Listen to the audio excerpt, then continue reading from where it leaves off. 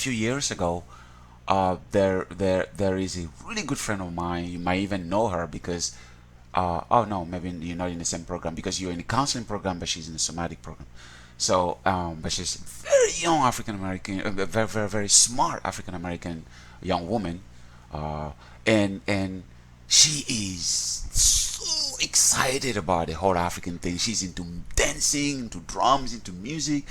I'm helping her even into like she wants to write stuff about developing new models, of psychotherapy that deals with, like you too, like somatic. What is the role of the soma, the body, in psychotherapy and all those kind of things? And she draws from her dancing and her African experience and everything.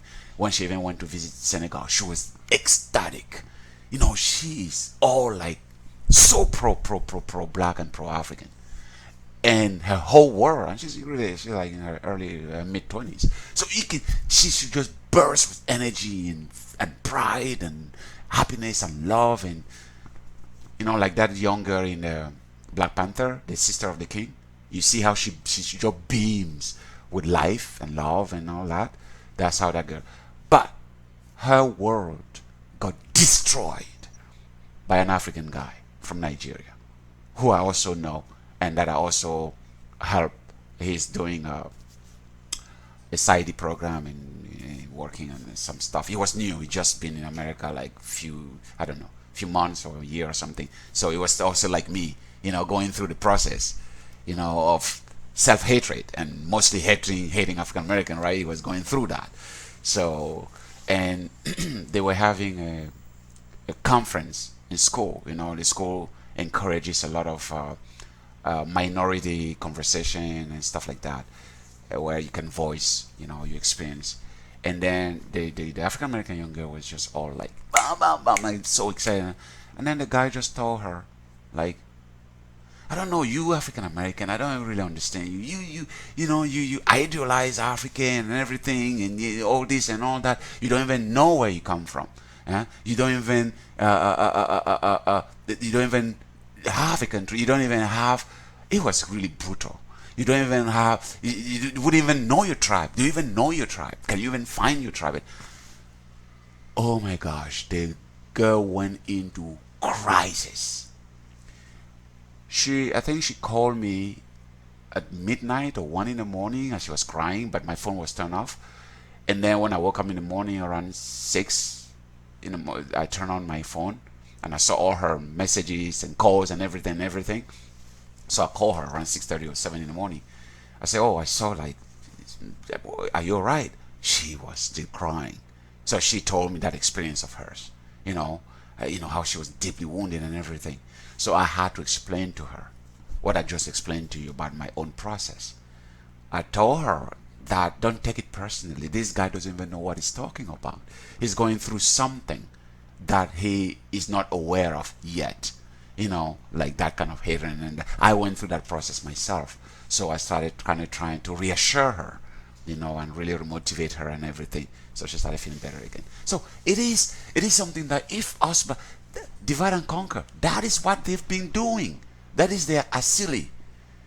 They know that that's how they should plant that seed in our head, because they know when we come as one people, nothing can stop us.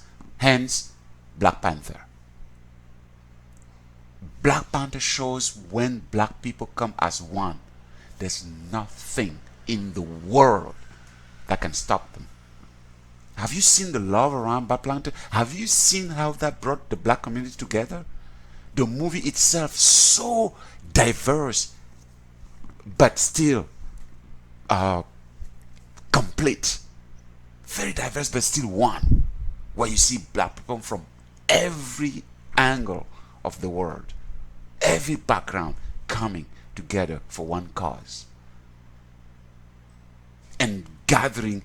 Black people took this movie, like, look at what happened in Atlanta, look what happened in Africa. Black people own this movie and put it where it is. I don't want to discount other people. Of course, a lot of people love the movie in Asia, white people. But I'm just saying what that means for black people. That gives you a glimpse of what the European and white people already understood. Let's keep those people apart. let's make everything let's do everything we can to sow in their mind self-hatred and and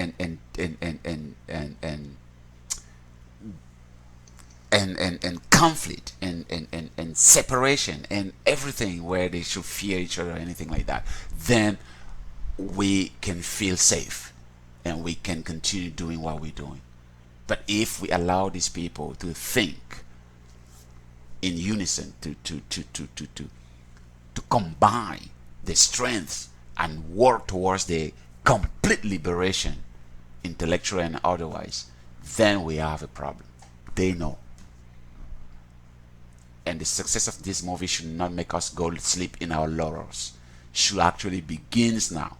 And I really hope I had a bigger platform where I can actually warn some complacent African or black people around the world to think that we've achieved something or we've arrived somewhere. Because this now opens the eyes of people who have tried to keep us from doing things like that, to find ways now to push back. So now is the time for us to be so aware of what the pushback will be and how it will come, in what shape and form. So we're smart enough to navigate that. So for me, that would be the advice I will give, in the following the success of this movie.